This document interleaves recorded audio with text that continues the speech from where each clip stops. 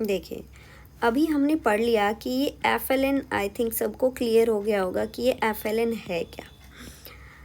अब इस FLN को यूज़ कैसे करना है, इम्प्लीमेंट कैसे करना है, अब हम उसके बारे में पढ़ेंगे। FLN इम्प्लीटेशन के लिए एक 5 टायर मैकेनिज़्म बनाया है गवर्नमेंट ने। गवर्नमेंट क्या कहती है, सबसे पहले ये नेशनल लेवल पे शुरू किया जाएगा। नेशनल से फिर ये आएगा स्टेट, यानी स्टेट गवर्नमेंट्स इसको लागू करेंगी। स्टेट गवर्नमेंट्स के बाद डिस्ट्रिक्ट, और डिस्ट्रिक्ट के बाद block, and then every school, each and every school has to follow this. School level, चाहे गवर्नमेंट स्कूल हो, प्राइवेट स्कूल हो, हर स्कूल में जो है ये मिशन शुरू किया गया है। ठीक है, अब इसके बाद जो इस मिशन के लिए कुछ मैंने बताई थी आपको, कुछ रूल सेट किए गए हैं, गवर्नमेंट ने कुछ की कंसेप्ट्स दिए हैं कि ये जो चीज़ें हैं वो हमारे बच्चों को अचीव करनी है।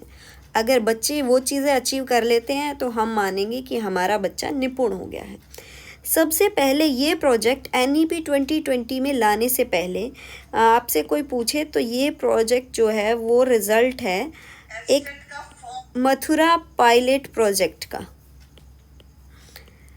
मथुरा के अंदर एक ये जो प्रोजेक्ट है FLN mission as a pilot project, government कोई भी प्रोजेक्ट लाने से पहले उसको as a pilot project launch करके देखती है कुछ जगह पे। तो मथुरा के कुछ स्कूल्स में ये project as a pilot project launch किया गया था 2007 में बाय NCERT ने। NCERT आई थिंक सबको पता है। तो NCERT ने ये यहाँ पे, जब इसके यहाँ पे हमें पॉजिटिव रिजल्ट्स मिले तो उसके बाद अब इसको नेशनल लेवल पे हर स्कूल में इम्प्लीमेंट किया जा रहा है। ठीक है, तो उसके लिए गवर्नमेंट ने क्या कहा है कि इसको हमें 3rd क्लास तक अटेंड करना है, तो हमें प्री प्राइमरी से ही शुरू करना होगा। देखिए कैसे उसने लेवल डिसाइड किए गए हैं। जो डेवलपमेंटल गोल्स हैं वो आगे 6 लेवल्स में डिवाइड हो गए हैं। ठीक है, वो लेवल्स जो हैं वो 3 ईयर्स से शुरू हो जाते हैं। 3 years of pre ECC, early childhood care वाला जो कंसेप्ट है ना, यानी ये यहाँ से यहाँ तक हमारा ECC रहेगा, अर्ली चाइल्ड केयर वाला। Pre school 1, pre school 2, pre school 3, जिसको बाल वाटिका नाम भी दिया गया है, आप लोग याद रखेंगे, इसी को बाल वाटिका कहा गया है। बाल वाटिका की एज जो है वो 3 साल का बच्चा जो है अब नर्सरी में ले सकता है एडमिशन। पहले गवर्नमेंट स्कूल्स में नर्सरी क्लासेस नहीं थी, अब गवर्नमेंट स्कूल्स में जैसे KV में भी स्टार्ट हो गया है। कुछ जगह पे एज अ पायलट प्रोजेक्ट जो है वो प्री स्कूल खोल दिए गए हैं। अब धीरे धीरे हर स्कूल में ये स्टार्ट हो जाएगा। तो जो प्री प्राइमरी है वहाँ से शुरू करना है हमें, क्लास 3, यानी ये हमारी जिसको हम नर्सरी बोलते हैं, इसको हम लोअर किंडरगार्टन बोल सकते हैं, और ये अपर किंडरगार्टन, यानी यहाँ से शुरू करते हुए चलना है। फिर क्लास 1, 2 और क्लास 3, क्लास 3 तक उस बच्चे को हमें क्या बना देना है, निपुण। ठीक है, तो यानी 3rd ईयर से शुरू हो जाएगा और 6 ईयर तक ये चलेगा। ऐसे ये लेवल्स हैं उसके। जब बच्चा नर्सरी क्लास में वो आएगा तो हम बोलेंगे वो लेवल 1 पे है, और जब वो क्लास 3rd में पहुंच जाएगा तो वो लेवल 6 पे आ जाएगा। अब 3 जो हैं वो डेवलपमेंटल गोल्स भी डिसाइडेड है। गोल 1 क्या है, जो full potential in the foundational stage में जो बच्चे को होने चाहिए, हमें जो 3 गोल प्राप्त करने हैं किसी बच्चे को निपुण बनाने के लिए। सबसे पहला है children maintain good health and wellbeing, यानी बच्चे की जो हेल्थ है सबसे ज़्यादा वो ज़रूरी है और वो अच्छी होनी चाहिए। नेक्स्ट है children become effective communicator, and the third is children become involved learner and connect with their immediate environment। ये जो इन्वॉल्व्ड लर्नर शब्द है, ये जो शब्द है इसका बहुत ही अच्छे से आपको मीनिंग समझना है। इसका मतलब ये है कि हमें बच्चे को रटने वाला बच्चा नहीं बनाना है। इन्वॉल्व्ड लर्नर का मतलब है वो जो चीज़ हम सिखा रहे हैं उस चीज़ को इम्प्लीमेंट भी कर पाए आगे। कोई अगर हमने उसको काउंटिंग सिखा दिया तो वो काउंटिंग को अपनी डेली लाइफ में या जहाँ कहीं भी उसको चांस मिल रहा है वहाँ पे उसको यूज़ कर पाए। ठीक है, तो वो बच्चा कहलाएगा एक इन्वॉल्व्ड लर्नर और उस चीज़ को अपने इन्वायरमेंट से कनेक्ट कर पाए। यानी हमें उसको सिर्फ ये नहीं है कि बोर्ड पे आके लिख रहे हैं, हम बोल बोल के पढ़ रहे हैं, नहीं, उसको एक्टिविटीज़ के साथ हमें हर चीज़ सिखानी है ताकि वो सीखने में इन्वॉल्व हो सके। ये चीज़ हमने साइकोलॉजी में बहुत अच्छे से पढ़ी है।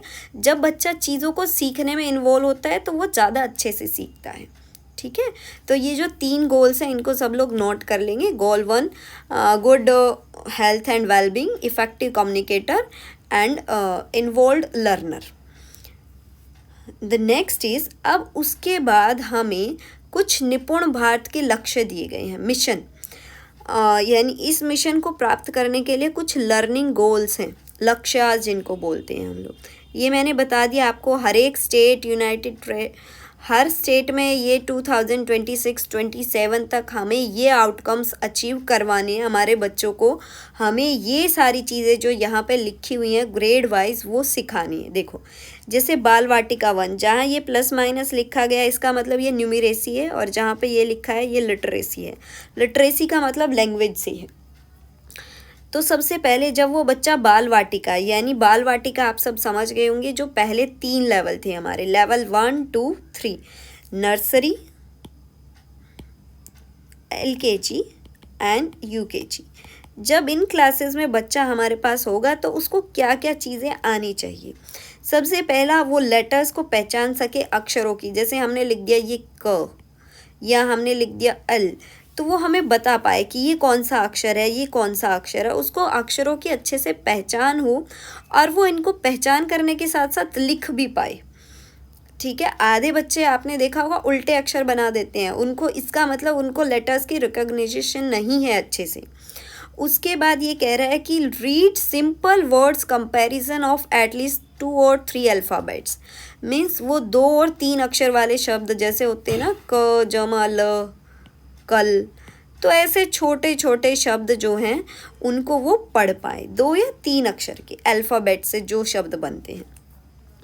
उसके बाद मैथ्स में उसको क्या क्या आना चाहिए, recognise and read numerals up to 10, यानी 10 तक के नंबर्स उसको पढ़ने पहचानने आने चाहिए।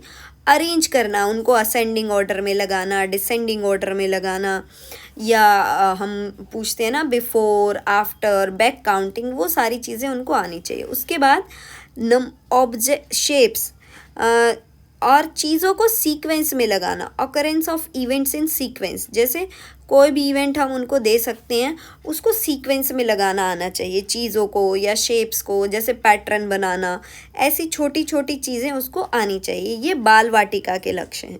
हमें उसको जो चीज़ें गवर्नमेंट के अकॉर्डिंग सिखानी है। उसके बाद ग्रेड 1 में जब हमारा बच्चा आ जाएगा तो उसको read small sentences of at least 4-5 simple words in age appropriate unknown text। ये चीज़ ध्यान रखेंगे। यानी ये नहीं कि बच्चे को, जो हम बच्चे क्या करते हैं, जब आप उसको कोई पोयम पढ़ा रहे हो, कुछ भी पढ़ा रहे हो, तो वो रट लेते हैं। उनको आप उनको शब्द पूछोगे, उनको ये नहीं पता। जैसे एक फर्स्ट क्लास में पोयम आती है, आम वाली पोयम है, आम की टोकरी 6 साल की छोकरी, तो आप उनसे पूछोगे, वो पोयम बहुत मज़े से गाते हैं, लेकिन उनको अक्षरों की पहचान नहीं होती है।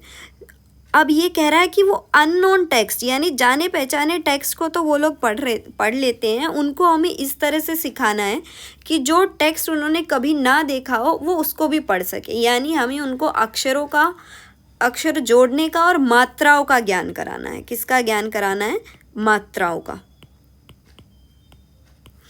उसके बाद मैथ में हमें उनको 99 यानी 100 तक काउंटिंग सिखानी है और सिंपल एडिशन और सब्ट्रैक्शन सिखानी है।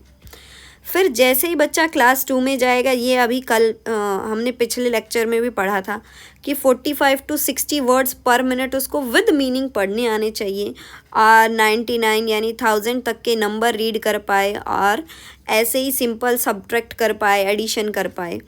उसके बाद ये भी अभी हमने पढ़ा था। इन कंसेप्ट्स को हम डिटेल में भी पढ़ेंगे, ठीक है। और ये सारी की सारी, और क्लास 3 में देखो, क्लास 2 तक हमें उसको मल्टीप्लिकेशन नहीं सिखानी है। क्लास 2 तक हमारे पास सिर्फ क्या है? Add and subtract. क्लास 1 में हमें सिर्फ उनको नंबर्स का नॉलेज देनी है, सॉरी बाल वाटिका में। जब क्लास 1 में आ जाएगा तो हमें उसको सिंपल एडिशन सब्ट्रैक्शन सिखानी है। क्लास 2 में जाने पे हम उसको कैरी और बोरो वाली एडिशन सब्ट्रैक्शन सिखा सकते हैं। क्लास 3 में जाके हमें उसको मल्टीप्लिकेशन का कंसेप्ट सिखाना है। ठीक है, तो ये हमारे कुछ लक्ष्य हैं, टारगेट्स हैं, और ये टारगेट्स हम आगे सीखेंगे। ये क्लास वाइज, क्लास 1 से लेके और क्लास 3 तक, और सब्जेक्ट वाइज, यानी लिटरेसी के अलग दिए हैं, न्यूमरेसी के अलग टारगेट्स दिए हैं, वो भी हम लोग पढ़ेंगे और सीखेंगे। उसके बाद हम लोग प्लानिंग देखेंगे कि गवर्नमेंट ने क्या प्लानिंग बना के दी है हमें, ताकि हम लोग ये टारगेट्स अचीव कर पाएँ। ठीक है, तो आज के लिए इतना ही करते हैं। आप, आई होप आप सबको समझ आया होगा, और जो भी मैंने पढ़ा है उसको अच्छे से एक बार फिर से वीडियो आप रिव्यू करके देख सकते हैं।